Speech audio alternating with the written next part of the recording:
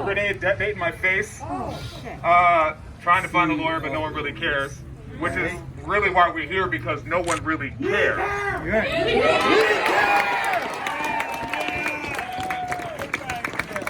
When this discussion came up a couple years ago, the origins of Black Lives Matter and police brutality, I used to tell people the reason why police were so heavy-handed on black folks is because they were afraid of us. Yes. I don't think that's the case anymore. I think they don't really care. They see us as less than humans, not that they're afraid. They know that there's no consequence for their actions. Whether they shoot us, or beat us, or choke us. I've lived in Sunnyvale for 13 years now, and I'm actually really happy here. This is one of the greatest precincts in the nation, I think. The requirements to be a police officer here is a college degree, credits in criminal justice. We don't have a lot of problems out here, so I was kind of skeptical when I heard we were going to do a BLM protest. I was like, why out here? This is suburbs. Y'all proved me wrong. I'm so glad y'all showed up. And I'm going to say something that will make you uncomfortable, but I think a lot of you need to be uncomfortable before you leave here.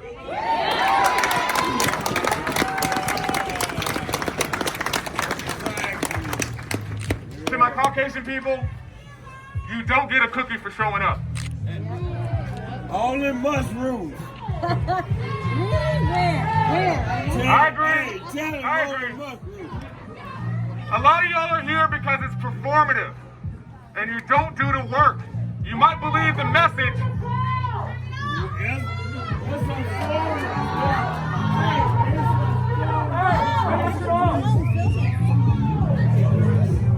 Hurry up! Yo! Hey, he's talking! Turn that shit down! Hey, he's talking! Turn that shit down! Really though? Come here, y'all. Have a little respect, y'all. Hey, he's talking! Turn it down! He's talking! Turn it down! Hey, let him talk! Let him talk!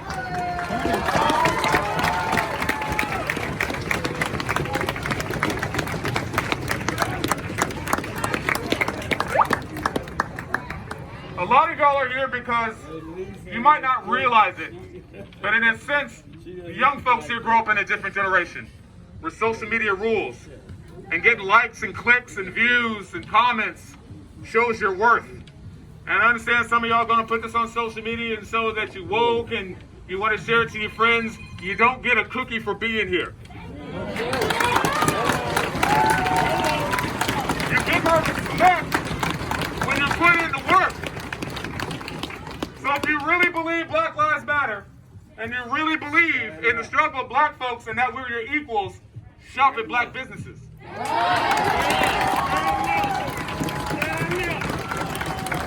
Donate your time to black causes. Elevate the voices of other black people. Civil rights leaders, yo, look up the teachings of Brother Malcolm. Look up the teachings of Huey. Look up the teachings. You coming, right?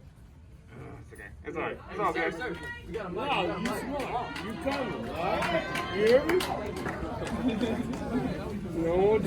I want to ask you guys, why was Amy Cooper so comfortable using her whiteness as a weapon? She knew the words when she called the police.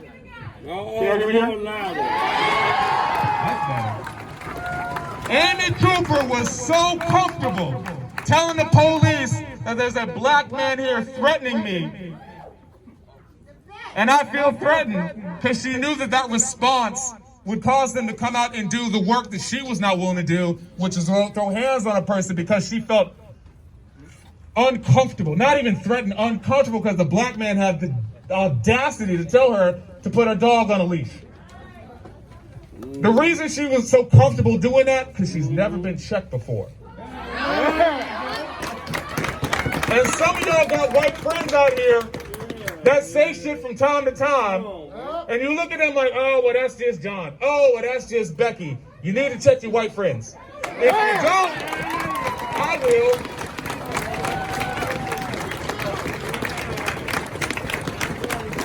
That's how this shit starts. It starts by little things, and as y'all, a lot of young people here, it starts so small.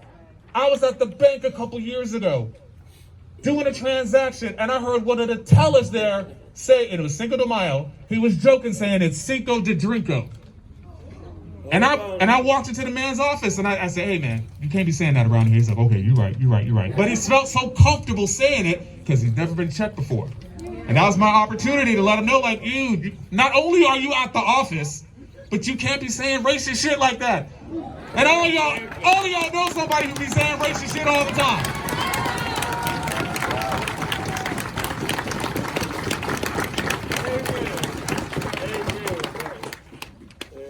The path forward, while voting is extremely important, a lot of y'all are only concerned about voting every 4 years.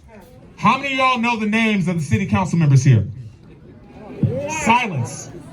Silence. How many of y'all know the name of your representatives, your senators, your congressmen? Few of y'all. Right now, there's anti-lynching legislation going through the Senate. Rand Paul is holding up the whole thing. How many of y'all know about it? I'm so glad. Raise your hand. Ain't no hand raised. Exactly. But this shit starts from such an early age. Listen. And you got it. What we're really trying to do is dismantle white supremacy.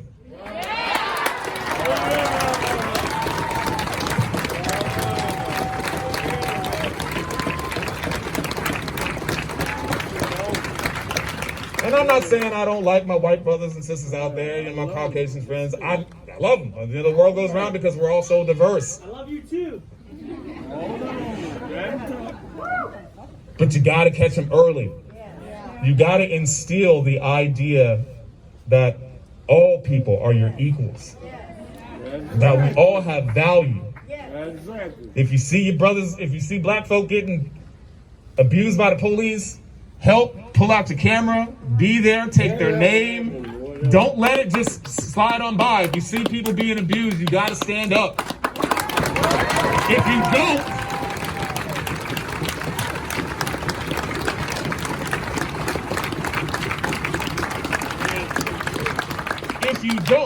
they grow up into entities like Rand Paul. They grow up into people like the current man in the White House and his ilk, Barr, and the rest, because these people don't care about us. And the reason why they don't, because they've never been around us. They've never been introduced to what our culture's like, what we feel like, the fact that we bleed the same. So I'm happy y'all out here mingling. Black, white, Asian, Hispanic, Latino, Native American. But it is our responsibility to make sure that everyone sees your humanity, because our leaders, unfortunately, do not. And we got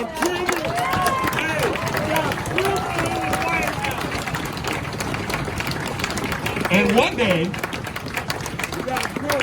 I'm sure somebody in this office will one day run for city council and be a governor or a senator or a congressman. And y'all will remember this day when and y'all, we're going to be fighting this fight for a long time. Long after I'm gone, there's the same dumb shit. And it sucks because my mama was out there, protesting, before I was here. And my grandmother and my great-grandmother. everybody. I'm fortunate enough to know exactly where I came from, in the sense that my great-great-great-grandfather, I know the plantation he was at. In fact, I lived in the house that sat on the very property. That was Camp 8, right? The McAfee plantation in Greenville, Mississippi. Yeah. Jane. The Jane plantation in Washington County in Greenville, Mississippi. In fact, speaking of Mississippi, I grew up in the South, like my brother over here we talked about. There was a sundown sign. Any of y'all know what that is? Yeah. A few of y'all? Some of you, I don't see a lot of hands. Let me tell you what a sundown sign is, y'all. Everybody knows. Because the last time I saw one was 1995.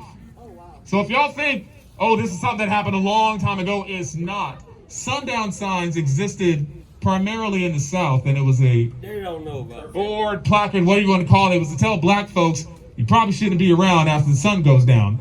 And generally it said really coarse language, I'll be honest, nigger, don't be around before the sun goes down. I saw one in 95. I saw the chain gang while we was passing through Arkansas, 91, I think. This stuff is not that old. It really isn't. And we're still seeing the effects of it today. I hope, see, this is like a perfect storm. There's no sports, there's no football, there's no basketball, there's nothing to keep y'all pacified.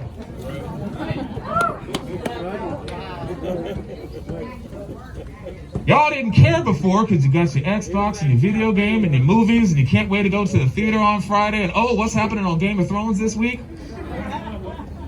There's nothing else to do but absorb what's in front of you. So we're all on the internet watching videos, and every single day is something new. And Corona happened, so we're all at home, ain't nobody working. So you have nothing but to sit and be faced with it and be uncomfortable like we are every single day. But now y'all getting a taste of what it's like.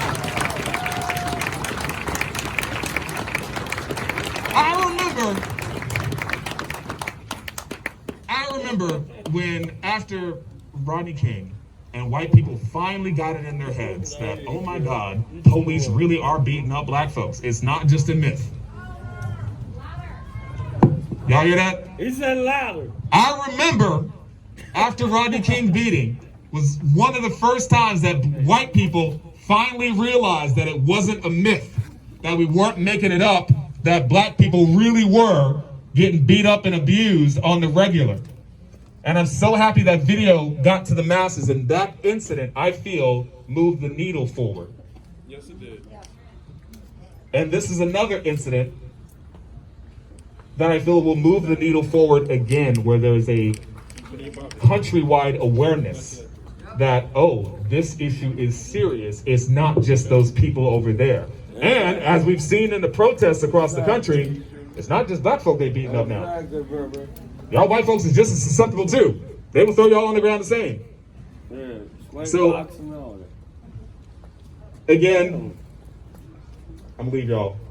White people, please, please, please, if you really believe in it, do the work. Please support black people. Please.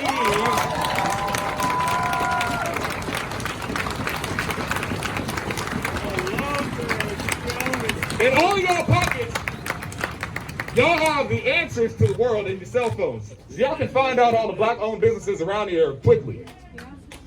Spend your money. If you really believe, spend your money there. A lot of people suffering out there. If y'all want to elevate black voices, vote for black leadership. It's not just the general election that's coming up.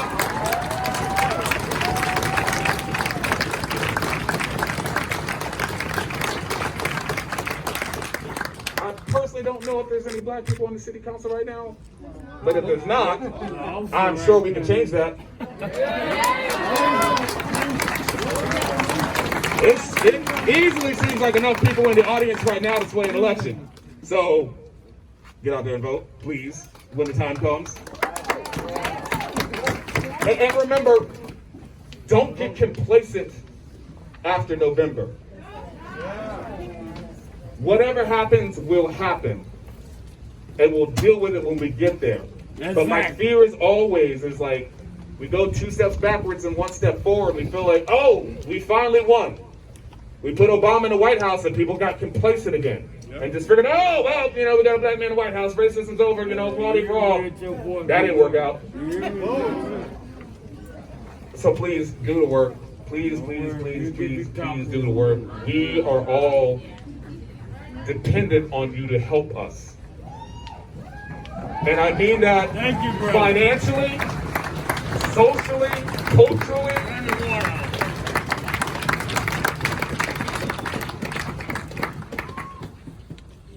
We can't, your black friends will never be your equals if you don't help them along the way. White supremacy is real.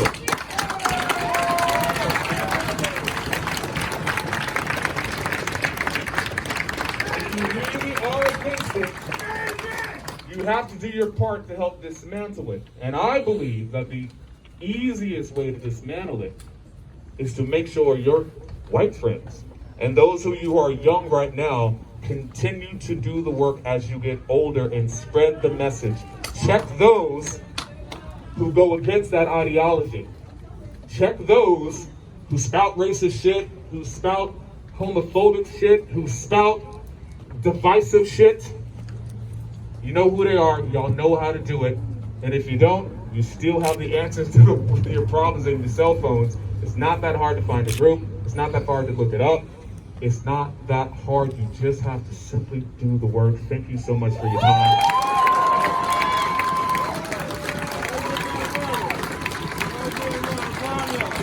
And we're not asking for anything special.